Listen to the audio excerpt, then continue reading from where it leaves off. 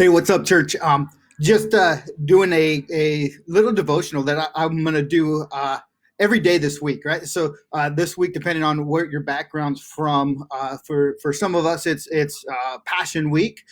For others, it's Holy Week. For some, you normally consider this your spring break week. Right? There's a lot of different things that we think of this week, and man, we're getting ready to head up to Easter, a time when many people begin to go to church. Right, we're looking for something, and so Easter is usually one of those days when churches have seen people show up. I've told people before that even with Christmas, Easter is one of the easiest days to invite somebody to show up to church, and it's just something that we do. And so over the let me get a drink here real quick.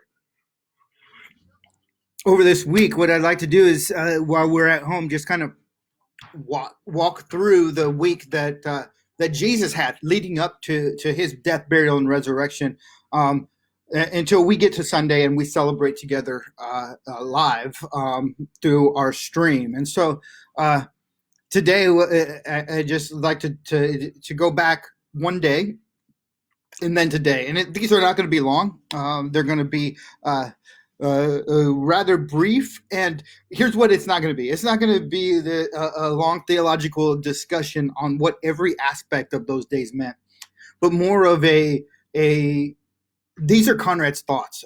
As Conrad reads through this, these are some things that Conrad's thinking about that match up with today's society versus maybe what was happening with the society there, and some lessons that we can learn, or some devotions that we can think about, or some questions that maybe we can ponder, or maybe some prayer thoughts that we can lift up, or some character changes that we can do. And so, yeah, as we begin thinking, right, yesterday at Holt Christian Church, we discussed Jesus' miracle of bringing Lazarus back to life, right? And that aspect of waiting, right? The 2 days that Jesus waited before he went on to Bethany, the waiting that Mary and Martha and even Lazarus before he died had to go through before Jesus showed up. And put that along with some of the other times that God, I don't know, forced, but he allowed his people to wait. And because of that, character and patience were built, but most importantly, faith and knowing who God was really built. But Holy Week, right? This Passion Week is a time when many people were heading towards Jerusalem to celebrate what has been called Passover Week, but really it's a celebration of three festivals: the Passover, the Feast of the Unleavened Bread, and the Feast of First Fruits. And so this is a big time for people to be coming to Jerusalem, and more specifically to the temple. Because the temple was the hope, right? Especially for the Jewish people and the regulations that they had inside of there of not having contact with Gentiles, of that being the symbol of their own nation, of God calling them as his people. And in a world where that wasn't the case, they didn't have their necessarily independence. They were controlled by others. They were struggling with how to live out their faith and dependence upon God in a world that didn't exactly look like it, like the way that God had promised for their people. And so Jesus kind of, I think, stays in Bethany after the bringing of Lazarus back to life, and begins the week marching into Jerusalem. Right, and so this would be Sunday of the Holy Week, which would have been yesterday. Church calendar, we call it Palm Sunday. When he marches in, and there's an amazing thing that happens. The crowds, they remember what Jesus had just done. Some of them followed him into the city. Right? Some of them went out in front of him and began laying down cloaks and palm branches, and they began shouting out, "Man, this is Jesus! Blessed is he who comes in the name of the Lord! Hosanna!" Right? We see this. And as many would have thought we're going to the temple to find hope, they see Jesus coming in. Now, the question that I want to say, maybe ask that I ask of myself is am I recognizing Jesus? Do I see what he's doing in the world, even in the midst of stay at home? Right, that this is not the church office. This isn't the church building where I'm hanging out today. I'm hanging out on my front porch. Uh, but am I displaying Jesus?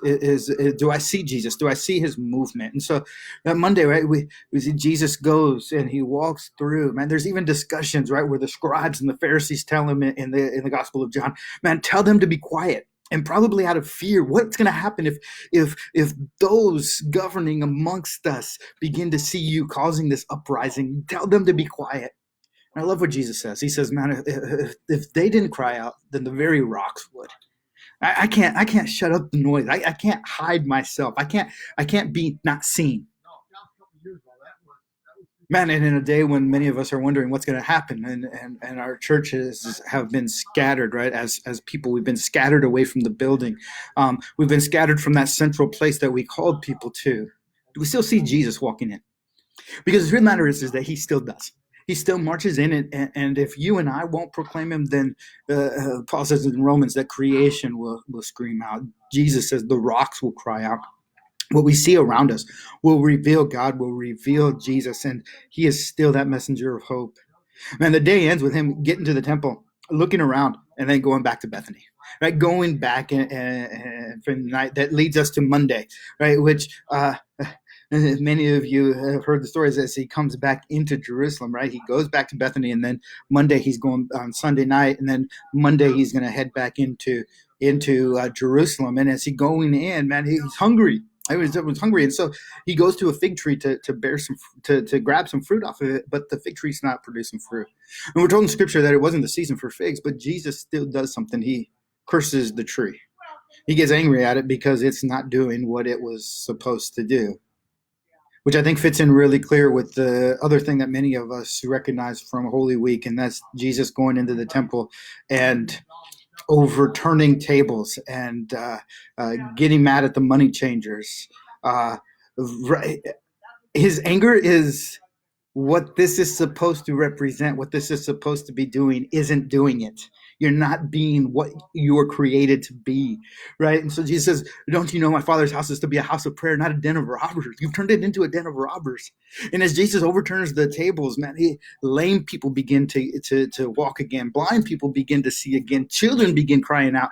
And there's this amazing thing that happens when the good news of Jesus Christ is finally being revealed, is finally being seen by people in a way that is relevant to their life right then. Why? Because those money tables, those money changers, the people who were selling the sacrifices, they were being the block to somebody else getting to see God. They were breaking that barrier. And so the one guy who was coming in that everybody recognized as hope, the place that they would be going to have a communication with him, was now being blocked. And Jesus just gets upset at trees who don't do the things that they're supposed to do, at people who are doing things that they're not supposed to be doing, and not doing the things that they're supposed to be doing. I think the big thing for me, right, is, what is God calling me to do? Because I think the thing most, first and foremost, is that the mission of us as whole Christian Church, of connecting people with Jesus, is a mission that each and every one of us who calls that home, who calls us a follower, calls ourselves followers of Jesus, that's what we're supposed to be doing. And so it is my life, right? Right now, maybe the devotional thought today is my life really reflecting that which would show people Jesus.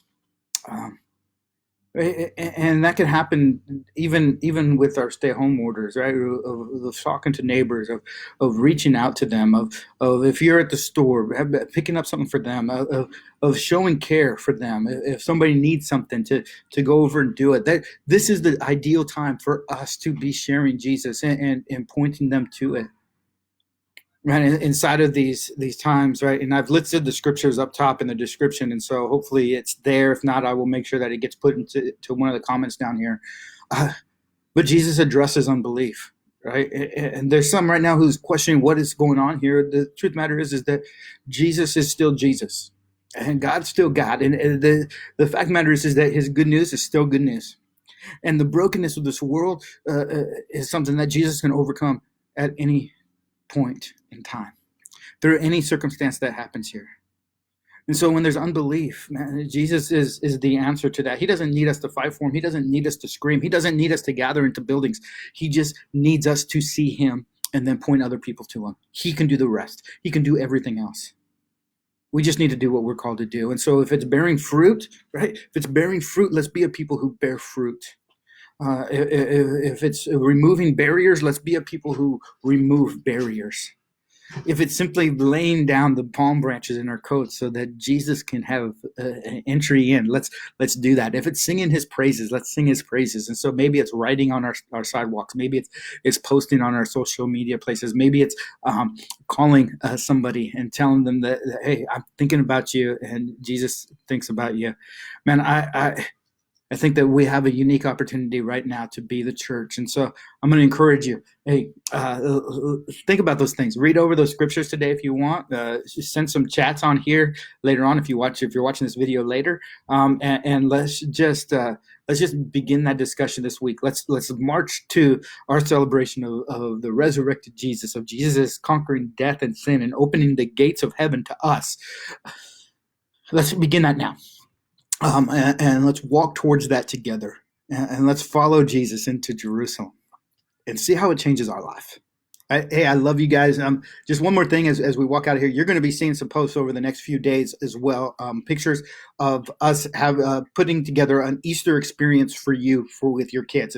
We're going to call it Easter Jam, just like the one that we have to cancel that we're going to have on Saturday. But it's going to be an activity that you'll be able to do with your family. And so even for those of us who are older, it's something that you can do. It'll be fun. And if you have younger kids, it will be great that they can do. If you have kids from young all the way up to older teenagers, man, this is going to be a family event. And so there's going to be a video that will walk you through, but there's going to be some things that you're going to need to have. One is you're going to need to have 2 peeps. All right, 2 peeps, or 2 marshmallows. We'll be sending those things on. Some toothpicks, a laundry basket, socks, right? Some of the stuff that you already have, or that you might be able to, if you're going to order up on your Shipt or Instacart or something else, get. If you can't get them, let me know, and we'll figure out a way to drop them off on your doorstep. All right, but be watching on our page here. We'll be posting those things, and we'll be also be creating a link to our website to get there. All right, hey, I love you guys, and God bless you, and I look forward to the time when we get to chat again. And so, hey, leave your comments. Also, make sure you're leaving your pictures there for us for Sunday, and be paying attention for what we can do together to celebrate Easter. All right? Hey, we'll talk to you all later. Bye.